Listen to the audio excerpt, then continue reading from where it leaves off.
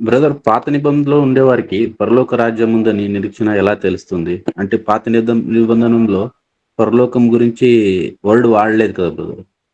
పరలోక రాజ్యం గురించి తెలుసా? ఉమ్. వాస్తవంగా ఇది పరలోక రాజ్యం తెలుసా అంటే మరణానంతర జీవితము వాళ్ళకి అవగాహన ఉందా అంటే the answer is yes, they know. ఎట్లా మనం చెప్పగలము అంటే మీరు ప్రసంగి గ్రంథం 12 అధ్యాయం 7 వచనం బెస్ట్ ఎగ్జాంపుల్. మన్నుకు వెళ్ళిపోతుంది, ఆత్మ దాన్ని దయచేసిన దేవుని దగ్గరకు వెళ్ళిపోతుంది. అంటే ఆత్మకు ముగింపు లేదనేటువంటిది వాళ్ళకి తెలుసు. కీర్తనల గ్రంథము 16వ కీర్తన 10వ వచనము, నా ప్రాణం నువ్వు పాతాలను విడిచిపెట్టవని చెప్పేసి అంటూ ఉంటాడు. అంటే ప్రాణం అక్కడ విడిచిపెట్టేది కాదు, అది ముగింపు కాదు. మీరు ఆది కాండం నుంచి గనక గమనించినట్లయితే వారి యొక్క ఆత్మ అనేటువంటి దానికి ముగింపు లేదు అనేది వాళ్ళకి చాలా స్పష్టంగా తెలుసు.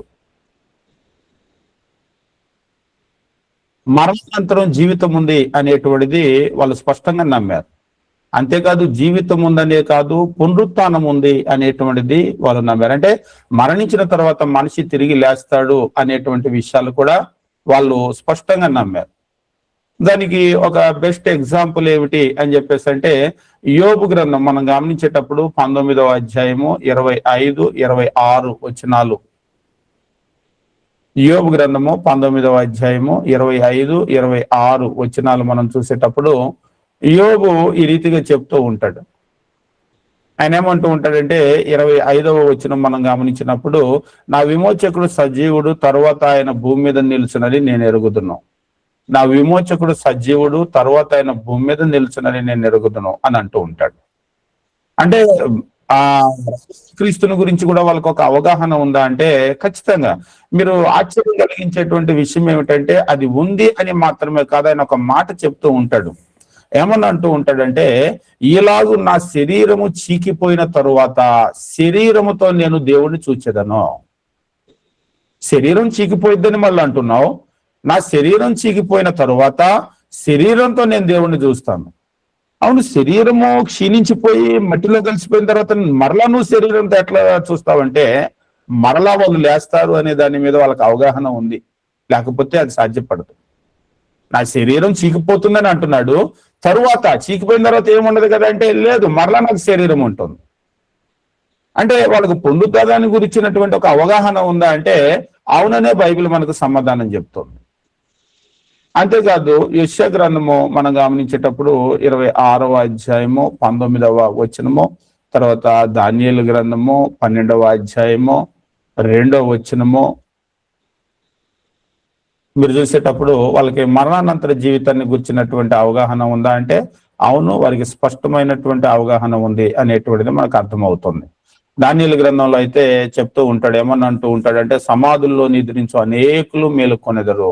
కొందరు నిత్య జీవం అనుభవించటానికి, కొందరు నిందపాలవటానికి, నిత్యముగా హేయులవటానికి మేలుకొంటారు. వాళ్ళు మేలుకొంటారు, సమాధుల్లో నిద్రించేటువంటి వాళ్ళు మేలుకొంటారు. Yes, they know there will be resurrection. పునరుత్థానము ఉంది, మనుషులు లేస్తారు అనేటువంటిది వాళ్ళకు తెలుసు. అంతేకాదు వాళ్ళకు తీర్పు ఉందని కూడా తెలుసా? పాత నిబంధనలోనే ఈరోజు క్రీస్తు వచ్చాక కదా ప్రకటించాడు అంటే లేదు, తీర్పు ఉందనేది వాళ్ళకి తెలుసు. ఇప్పుడు మనం చదివే ప్రసంగి పదే పదే చదువుతూ ఉన్నాం కదా, 12వ అధ్యాయము 14వ వచనం, దేవుడు ప్రతి క్రియను కూడా తీర్పులోనికి తెస్తాడు అని చెప్పేసి అంటూ ఉన్నాం. కాబట్టి తీర్పు ఉందనేటువంటిది వాళ్ళకి తెలుసు. కీర్తన గ్రంథం 9వ కీర్తన 8వ వచనము, దానియేలు గ్రంథము 7వ అధ్యాయము 10వ వచనము ఎక్సెట్రా ఎక్సెట్రా ఇవన్నీ కూడా మనం చూసేటప్పుడు వాళ్ళకు కూడా పూర్తిగా తీర్పును గురించినటువంటి అవగాహన ఉంది. కాకపోతే ఇప్పుడున్నంత మీరు ఈ ప్రధానమైనటువంటి విషయం ఏమిటి అంటే వీళ్ళకి ఇవన్నీ తెలుసు. మరణానంతరం జీవితం ఉందని తెలుసు, పునరుత్థానం ఉందని తెలుసు, తర్వాత తీర్పు ఉందని తెలుసు. మరి అన్ని ఇప్పుడు తెలుసు అప్పుడు తెలుసు, ఏమిటండి వ్యత్యాసం అంటారు. తెలుసు, కానీ ఏమిటి వ్యత్యాసము అంటే ఈ రోజు మనకున్నంత ఆ క్లారిటీ లేదు, స్పష్టత లేదు.